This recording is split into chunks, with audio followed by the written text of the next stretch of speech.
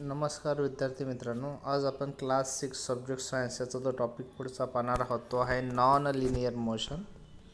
The motion of an object that does not move in a straight line is called non linear motion. म्हणजे अशा प्रकारची गती की जी एका सरळ रेषेत न जाणाऱ्या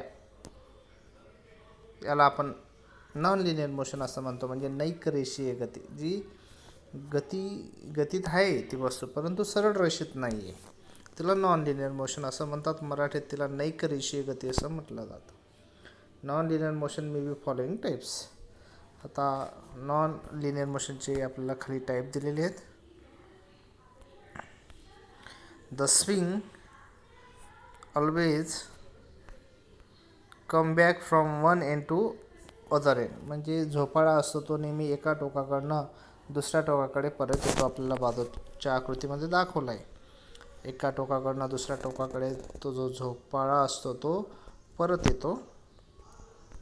it takes about same time for each swing or oscillation. म्हणजे त्याला एका फेरीसाठी साधारणपणे सारखाच हा वेळ लागतो. The movement of swing is called oscillatory motion. म्हणून झोपाळ्याच्या या हेलकाव्याला आपण ऑसिलेटरी मोशन म्हणतो. आंदोलित गती असं मराठीत त्याला म्हणतात. Similarly movement of pendulum of clock, the wings of bird, the needle of sewing machine, the vibrating diaphragm of a tabla or drum are also example of oscillatory motion. तर विद्यार्थी मित्रांनो, त्याचप्रमाणे आपण ऑसिलेटरी मोशनचे एक्झाम्पल म्हणजे पहिलं जे सांगितलं आहे, पेंडुलम ऑफ क्लॉक घड्याळाचा फिरणारा लंबक, द विंग्स ऑफ बर्ड पक्ष्यांच्या पंखांची हालचाल, निडल ऑफ सेविंग मशीन शिवयंत्र चालू असताना सुईची हालचाल, व्हायब्रेटिंग डायफ्राम ऑफ तबला और ड्रम ढोल किंवा तबल्याचा कंप पावणारा पडदा, हे एक्झाम्पल्स आपल्याला ऑसिलेटरी मोशनचे सांगता येतील. The motion of body that is oscillating that is swing back and fourth is called oscillatory motion. आंदोलनामुळे प्राप्त होणाऱ्या गतीला आंदोलित गती असं म्हटलं जातं.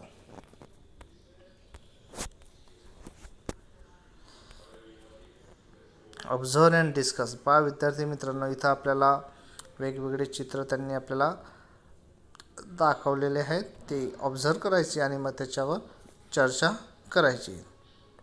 तर हे जे एक्झाम्पल आहे हे नॉन लिनियर मोशनचे आपल्याला एक्झाम्पल्स त्यांनी, तर हे सगळे जे एक्झाम्पल आहेत हे नॉन लिनियर मोशनचे एक्झाम्पल आहेत.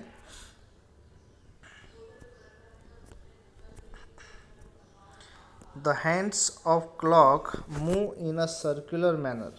घड्याळाचे काटे वर्तुळाकार फिरतात. Similarly fan, giant wheel and merry go round complete each round along circular road. त्याचप्रकारे पंखा असेल, आकाशपाळणा असेल, मेरी गो राऊंड असेल, वर्तुळाकार मार्गाने त्यांच्या एक फेरी हे ते पूर्ण करतात. In our day to day life we come across many example of object that trace a circular path. तर आपल्या दैनंदिन जीवनामध्ये वर्तुळाकार गतीचे आपण अनेक उदाहरणं आपण बघत असतो किंवा आपल्याला दिसून येतात. Which other example of circular motion can you give. तर विद्यार्थी मित्रांनो, तुम्हाला अजून कुठले असे उदाहरणं सांगता येतील की ज्याच्यामध्ये त्या वस्तूची किंवा त्या वस्तूला वर्तुळाकार गती असेल. The motion of an object along a circular path is called circular motion.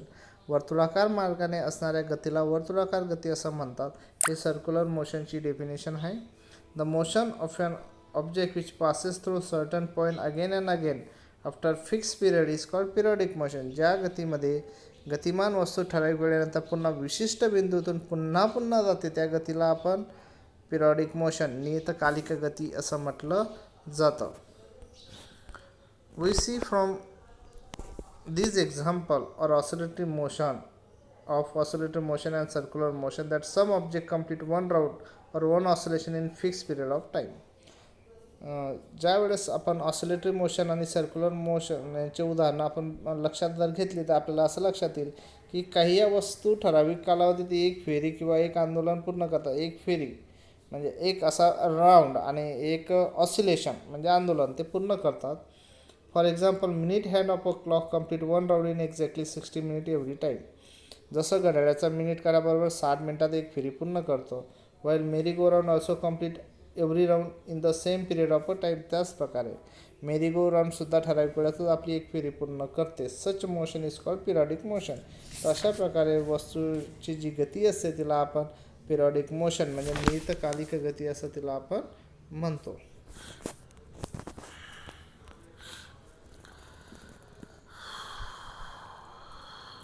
Okay, आपल्याला इथे बघा एक जी मुलगी आहे ती इथे बटरफ्लाय फ्लाय करते, त्याच्या मागे ती धावते आहे आणि तो जो मुलगा आहे तो फुटबॉल खेळताना चेंडू खेळताना आपल्याला दिसतो आहे.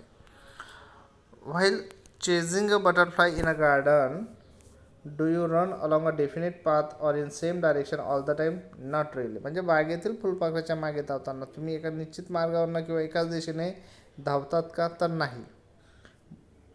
Butterfly constantly flits from one flower to another. म्हणजे जे फुलपाखरू असतात ते सतत एका फुलावरनं दुसऱ्या फुलावर ते जात असतात. There is no definite direction to its motion. त्याच्या गतीला कोणतीही निश्चित अशी दिशा नसते.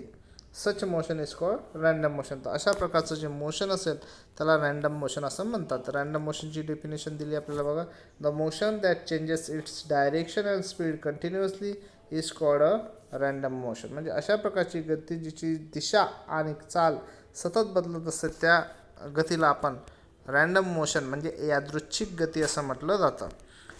The motion of players in a game of football is also of this type. म्हणजे फुटबॉलच्या खेळातील खेळांची गतीसुद्धा ही एक प्रकारे रँडम मोशनच असतं. The motion of crawling baby wandering animal is also random motion. रांगणारे जे बाळ असतं, भटकी जी जनावरे असतं, या सर्वांची जी गती असते ती रँडम मोशन असतं. Speed. Bus cover in 1 hour. तर बस एका तासात किती अंतर पार करते?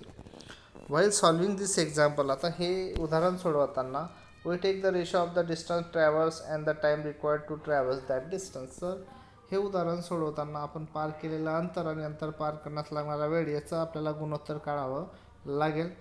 From this ratio we come to know distance travels by bus in 1 unit of a time. या गुणोत्तरानं आपल्याला लक्षात येईल की बसने एक कालावधीमध्ये किती अंतर पार केले आहे.